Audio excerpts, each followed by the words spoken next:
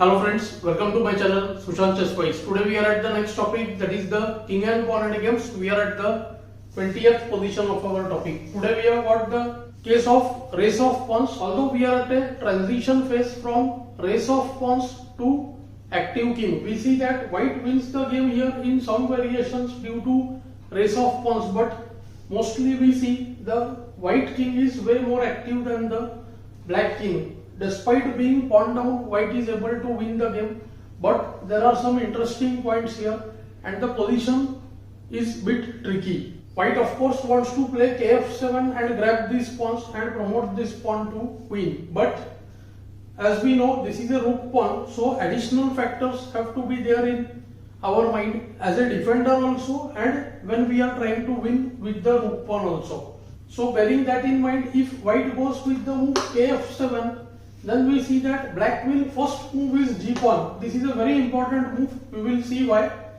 This pawn will try to advance to g4 and whenever this king wants to come take h7 and g4, it will have to move several times and come back to the square g4. The king's ideal location is higher. It will aid the own h pawn to become queen. There are two lines here. One is kf6 and other is kg7.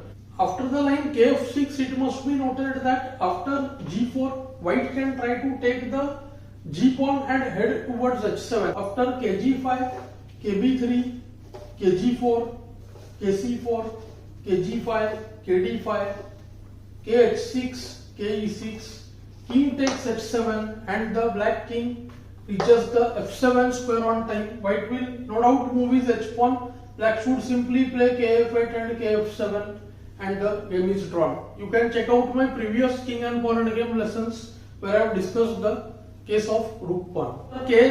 G7 also the story is similar. There comes kb3, king takes h7, kc4, kg6. Here also black has to be very careful. If he goes with the move kd5, then he loses after king g5, ke6, kg6, ke7, kg7 and the white pawn queens after ke6, h4, kf5, h5, kg5, h6 and the pawn is safe on the h6 square.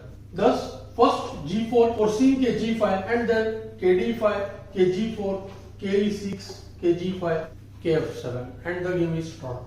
So the obvious looking move king f7 fails and we come to the conclusion that white should use the move h4.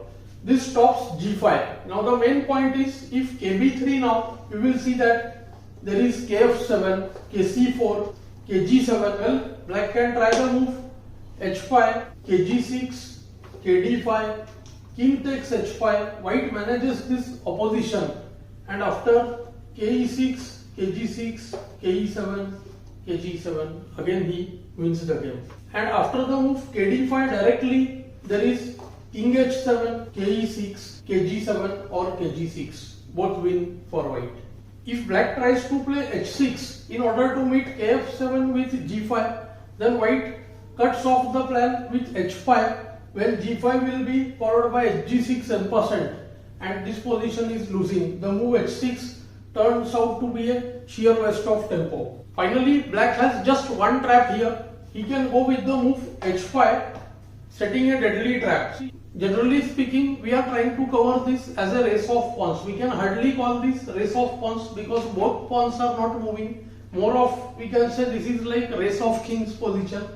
And here what we are seeing in only few lines, we see the race of pawns. For instance, here, suppose white goes kf7, then black has the move g5. And we see that black has swindled in this position because after hg, h4, g6, h3, g7, h2, g8, h1 and the game is drawn. White has a simple way. All he has to do is avoid and keep this g8, a2 diagonal open. So he should go to the square f8 rather than go to f7. Now we see that the black king is far off. He cannot afford to play g6 also because again ke7, not king f7 because of g5. Not king g7 because of g5 here as well, because after hg, h4, g6, h3 the king itself stands in front of the pawn. Now it's game over. After kb3 there is kf6, kc4, kg6, kd5, kh5, which we discussed some time ago.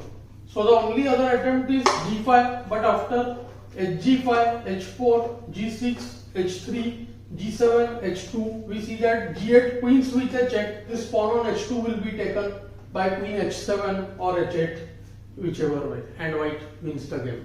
Although the position was not very complex, but definitely we can call it a tricky position. I hope you will find the lesson useful and instructive. Thanks for your time.